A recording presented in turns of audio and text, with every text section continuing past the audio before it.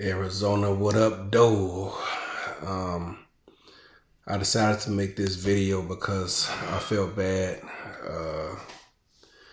about not being on the show. First time I missed one, I think ever, and I missed it because I had made an obligation to help my mom out with something. But it turned out my niece ended up stepping in and helping out, so she didn't need my help after all. But by then, all the spots were filled, so I felt bad. I want to give y'all 5 minutes of fame. So here goes. First of all, I want to thank everybody who decided to return to the team. You could be on 20 other teams, but you decided to be here. And for that, I really appreciate you guys who all decided to return to the squad. I love every last one of y'all, and I appreciate it. And no matter how much I say, it just will not amount to how I really feel having you guys back with us. So thank you all for that. This off season, we lost 7 players to retirement, and we lost 2 players who decided to follow. One was Charles' wife, and the other was his son-in-law. Followed him to Carolina, and you can't help but respect that. So that's no surprise there. But we also decided to let 2 people go. One being Buchanan, who, for lack of a better word, quit on us after, I believe, week 9. And the same with Xavier Rowe. He was actually going to retire, but he told us after we had already made a verbal commitment to his replacement, and I don't like to go back on my word, so decided to let him go, and I wish him nothing but the best. I actually did my best to help him find a good home. I actually think he found one, and hoping that to see his contract go across the league's desk at some point tomorrow and see him back on the field at some point next season, because he gets a bad rap for some of the things he says in Gen Chat, but he really is a good kid, military guy and all that. So never misses progression, all that good stuff. So hoping that contract goes through tomorrow and he'll be able to call a new team home. So with all that said, let's get to these signings, y'all. First of all, Donnie Hands decided to come back. He's been trying to come back for a couple seasons now, but we just didn't have room for him. However, with the departure of Lily Nakai, following her husband, we had room at tight end. So he's moving from wide receiver to tight end, and looking forward to having him out there. And, but that reign as him being the number 1 tight end was short-lived, because at some point after Sin City folded, and one of the players that we grabbed from that squad was Talon Steele, another tight end. He's a damn good one. And in this 2K4 era, I've never really had a dominant tight end in terms of their OVR. Will was starting to get there before he decided he wanted to be Christian Okoye 2.0. So we moved him to fullback.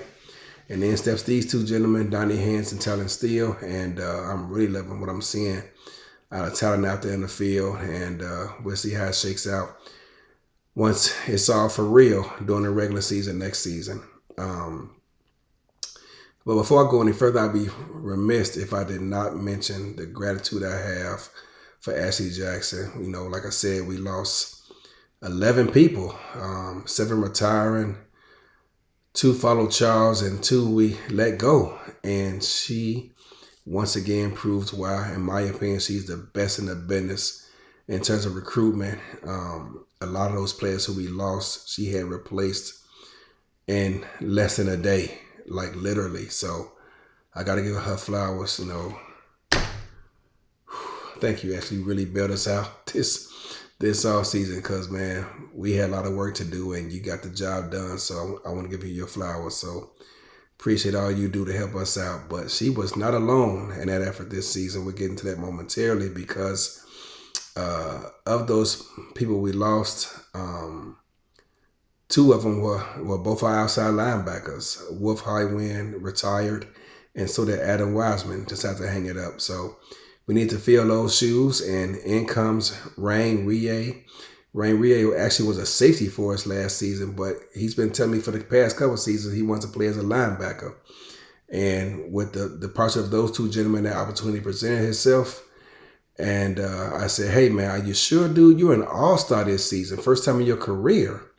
And, he was, adamant about moving anyway. I said, man, you sure, dude? I mean, you're an all-star. But he wanted to do it, and he got his opportunity with those two openings we had. And so we'll see how that transition works with him moving to linebacker. And, looking forward to seeing how he looks on the field at his new position. So wishing him nothing but the best of success next season. But again, Ashley going to work. We lost all 5 offensive linemen this past season. 4 of them were due to retirement, so she had a lot of work to do. And man, did she put her boots to the ground and get the job done. Spearheaded by, I hope I'm saying his name right, Perrin Arbara, coming over from Charleston. He wants to be paid like a left tackle. He got paid like a left tackle. But along with him is Rose Steele from Sin City, coming over with her dad, Talon Steele. So loving that combination. Along with Don Johnson and Sir Charles from Baltimore. And finally, last but not least, we also got, hope I'm saying that name right. Oh my goodness. Is it? First time go, y'all. Ma'ayaner Hopper. Hope I said that right. If not, I'm sure somebody correct me. So yes, we have 5 offensive linemen. And man, I'm so happy to see that, because for a minute there we only had 3. But now we have 5, and I'm happy to see that happen. DJ, he got the work done and got us our 4th wide receiver, Terry Money. Loving that guy. I've talked to him for several weeks now, but none of that happens without the efforts of DJ Kilgannon coming in, filling that linebacker spot. So, yeah, it's 2 big boys feel it, because we've been chasing DJ, like I said, since I almost had him last season, but we missed him by about a day and a half.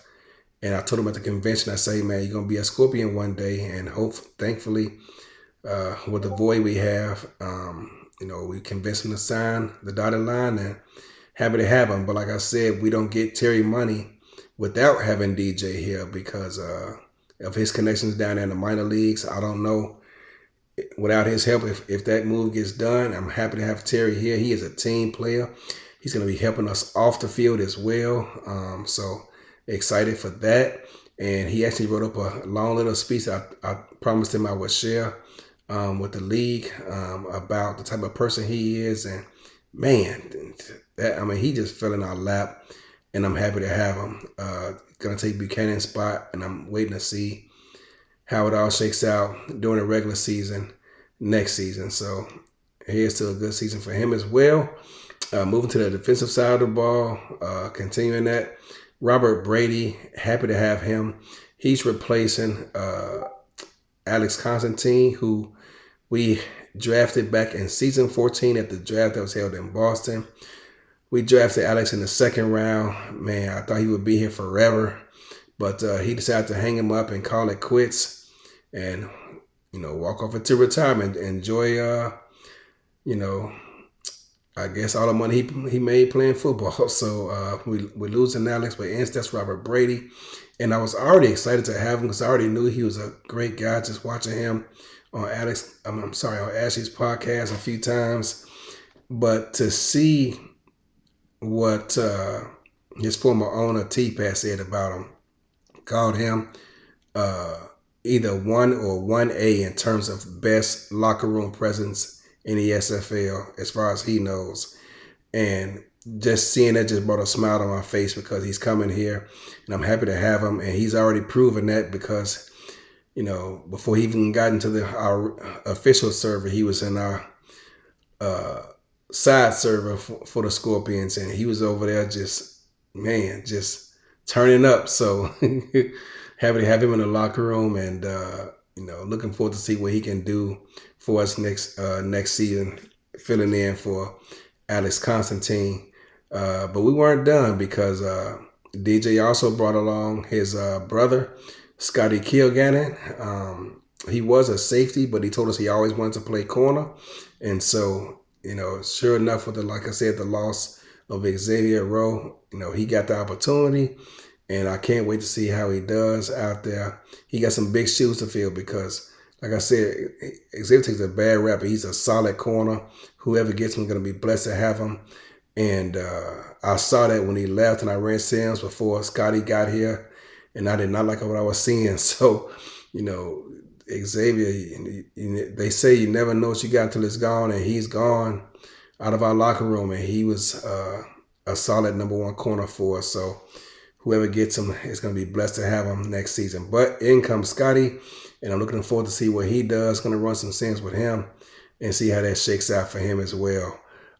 Grant Hardaway, got him from Charleston as well.